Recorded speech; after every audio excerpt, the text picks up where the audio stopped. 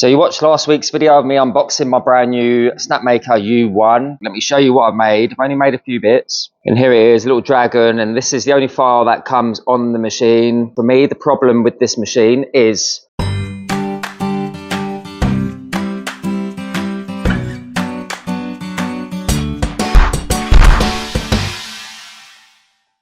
it doesn't have an app where you can just download files. And the way to do that is go to Maker's World or go to your Bamboo Lab and online models, as you can see here, and just flick through all the files. Once you click on the one that you like, you have the option to then download and open. Okay, so you download the files and then you'll have the files on your computer. Anyway, now I've got that file on my computer. All I now need to do is open my Snapmaker Orca app. Once you've done that, it looks like this. It looks exactly like the Bamboo Lab, Bamboo Studio, I believe it's called. The trick to bring a file into your Snapmaker from Maker's World is you go into the top left corner, you click on File, you go to Import, and then you find Import 3MF or STL. You just double click it and that will bring that file into your Snapmaker. And here we are, we're in. And this is the one I picked. This is the Demogorgon I picked. So once I was happy, I imported that to the machine itself. So that is on the machine now, just like the dragon. So I've got two of them. And then I went through the procedures. Do I want to calibrate or do I want to have a time lapse? I've gone for just the time lapse and that was it. Really loving the way it does its color changes.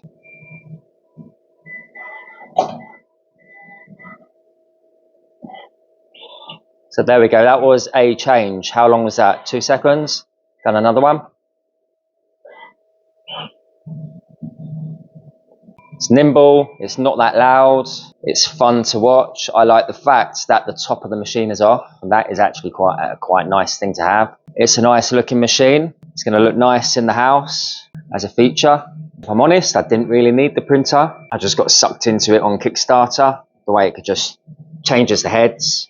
Got sucked into that because I have got the P1S and the Carbon X1. So they all do color obviously, but when you do change the color and you're going from one to the other, it's a good 30 seconds, isn't it? And you get a big purge of materials. It's like the size of a marble and it takes forever. So you're just seeing a change in real time. And yeah, there is no waste on this thing at all. I've printed 2 of these dragons now. That was 3.5 hours, by the way, and the detail is pretty amazing. That was with a prime tower. Obviously, I brought the file in. Don't know if I've done that right, but I did remove the prime tower. But yeah, I was talking about waste. Let's have a look at the waste. It's in there. You can see at the bottom. That is all the waste I have. It's a tiny amount, and probably not even the same amount as 1 or 2 single purges. Probably a couple of grams. Because every time you colour change or you're starting and stopping a print, I don't actually think it wastes any at all. Yeah, this thing is insane. I am loving it. I think the downside of it is the files. Bamboo Lab have got it down to a T. Their Maker's World app where you just click on a button, you press print, it goes straight to the printer. Done. This you can't. Not even the app. Nothing. So I've not looked into any further, but I have seen that kind of stealing the files off Maker World, downloading them and importing them. Not opening the software as such. With it, you need to import it into a new window. I don't know if that is actually going to change, where they're going to bring a new app out, whether they're going to have files to hand, just like the Bamboo Lab. I'm guessing everyone like me, everyone who doesn't really know too much about 3D printers and just wants to press play, wants that kind of accessibility and usability. Like, this thing is awesome. I'm just loving the change of colours. Whilst it's doing that, let's have a little fiddle around with the settings. There we go, another colour change. We click on that. Then what have we got? Fan speed, LED lights, printing speed, heat temperature. Let's see what we've got with printing speed. Right, we've got 100%. Let's see if we knock that right down. What happens? 50%.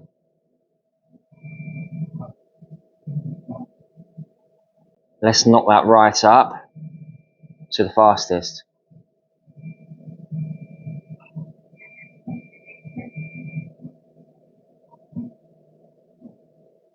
Let's bring that back down. That's at 150, by the way. Let's bring that back down to, where was I? 100.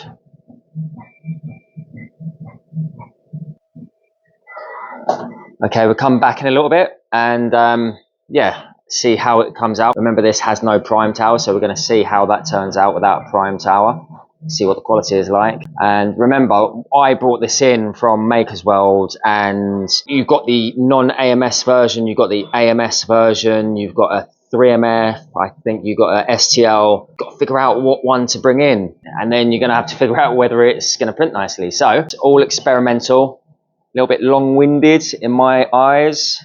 Is it going to put me off using this? Most likely a little bit. I'm not just going to go ahead and press play and start using it. I need to tinker and open 2 apps, import files. Is it going to be right? Is it going to be wrong? Then I will probably get put off it. So we need that app to be brought out with files already loaded up, or you can just press play, I believe, in my opinion. So let's give you a little whiz around. There we go, the little window there.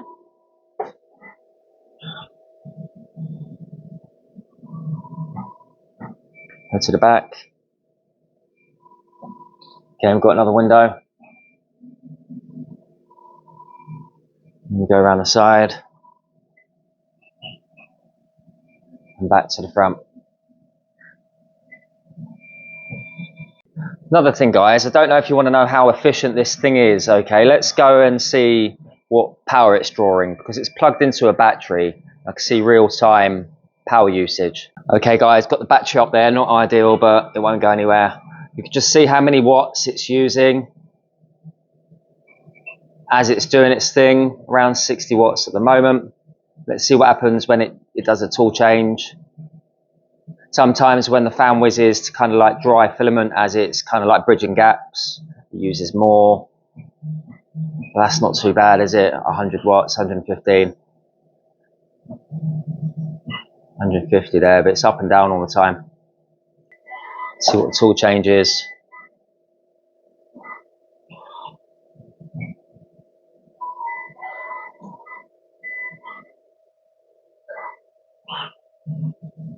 This thing is truly awesome.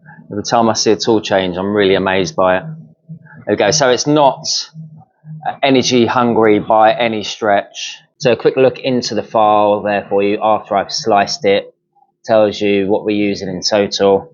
So we look here, model 16 grams only, support 1 gram, total 17. So to make this Demogorgon, it's only 17 grams, 508 tool changes, and about 3 hours and 25 minutes all in to make this model in color.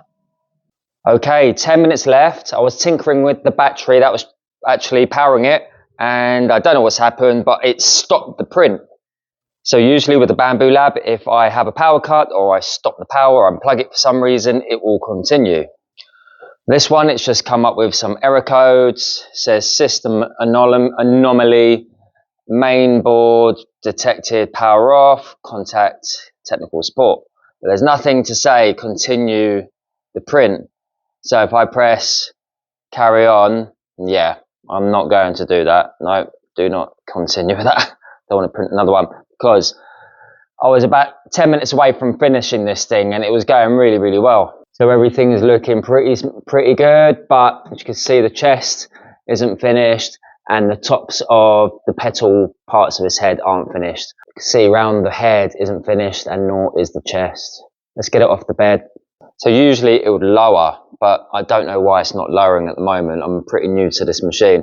There we go, it's on the plate. Let's see if it pops off, because I've let it cool down.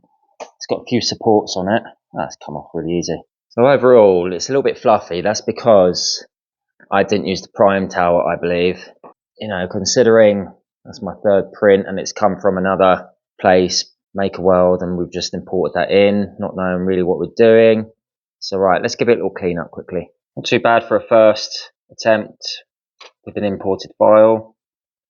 But I do think that it needs to catch up and be a bit more like Bamboo Lab and just have files that you can just print and play. And that's why Bamboo Lab is so good. So there you have it, guys. That is the Snapmaker U1. Overall, I'm loving the way it works. I love the tool changes. I love how fast it is. But the downside is bringing the files in. If you're not a little 3D printer whiz like me, and you're kind of new to it, or you just don't have a whole load of experience, then you're going to struggle bringing the files in. unless you Google some bits and pieces and work it out that way yourself. There we go, guys. We've made the Demogorgon and we made a little dragon, both on the Snapmaker U1, and overall pretty decent printer. Let's hope it brings out some more features to make it a bit more user friendly. So thanks for watching, guys. Have a great Friday. I'll see you next Friday. Take it easy. Ciao for now.